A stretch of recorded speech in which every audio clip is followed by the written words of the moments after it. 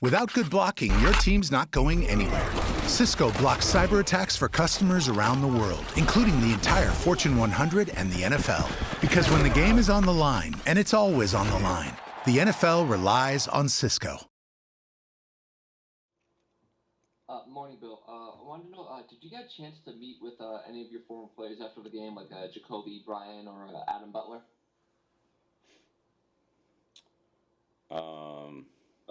Yeah, I didn't get out of the locker room until late.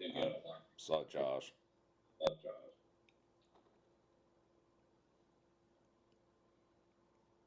Next question from Chris Ryan. I encourage anyone else to raise a hand if you have questions. Bill, wanted to just kind of get your feelings on how the starting over process worked in terms of better fundamental play, being more competitive, and if you thought that was an effective approach and paid dividends. Obviously not in the results, but in terms of some of the process stuff. I think we definitely did some things better this week than we did the last week or the week before that. But in the end, still not enough. But we'll keep working, keep grinding. And you mentioned you hadn't had an opportunity to see some of the penalties last night. I was curious your thought on the Henry hold, which negated the touchdown, and also the PI they called on Jennings, but seemed to be more focused on J.C. Jackson. Right. Yeah. I mean, the calls are the calls. I think there's a couple. Look, this crew, calls a lot of penalties. They called a lot of penalties yesterday, but that's out of our control. Other than trying to do things fundamentally as well as we can. So some of the penalties obviously were all our fault. False starts, things like that. Some of the other ones, we gotta, we have to play good fundamental football, and that's what we're trying to do. From a coaching standpoint, is there anything, that you would coach Henry differently on that, or, J.C. Jackson in terms of how he defended on that play? Yeah, probably not too much.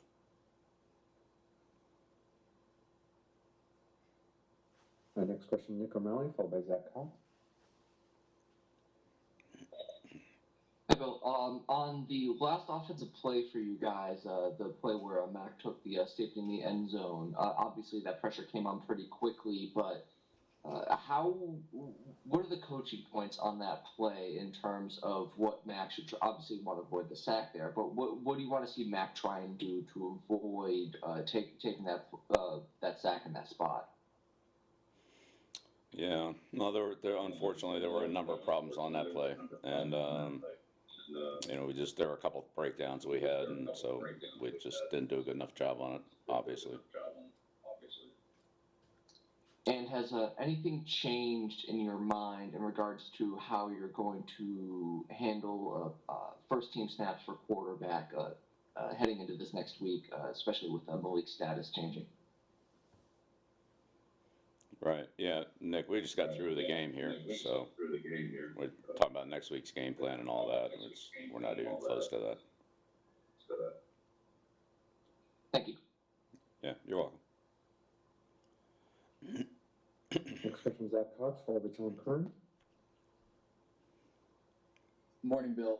On Malik, just curious what you saw from him during the lead up to this game that made you want to sign him to the roster officially rather than, say, using a game day elevation for him. Yeah, Malik's improved a lot during the course of the year, both at receiver and in the kicking game, and some of the snaps he's taken a quarterback. So, didn't really get too much of a chance to see him yesterday, and it was a tough situation. They made a good call, hit us on a perimeter blitz there. But he's been good to work with. He's made a lot of improvement, and we'll see where it goes.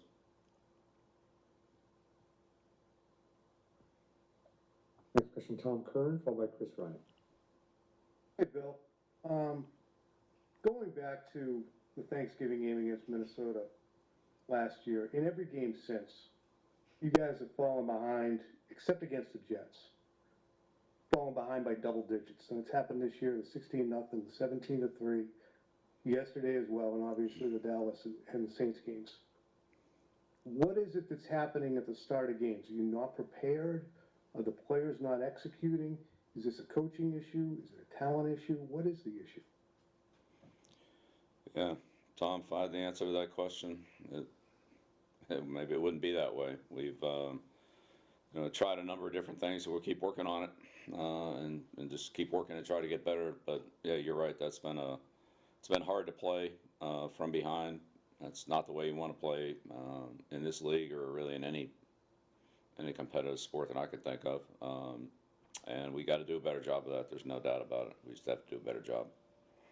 And it's a team thing. It's not it's not one particular thing, but when we get our opportunities early in the game, we just haven't made the most of them, and we have to do a better job of that. So it's coaching, playing, it's all the above. Does it at times kind of, for lack of a better word, trash the game plan to an extent? It changes and alters the way that you planned all week to play the game? It could alter it a little bit, sure. Yeah, I mean, it would depend on the circumstances, but yeah, it could, sure. Things, they do something that maybe you're not expecting, and you're not having much success, then, how much do you want to keep doing that? I wouldn't say that's been the case very often, but, it might be situational, third down, or the running game, or red area, or, it could pop up here or there. But just in general, we haven't done a good job of,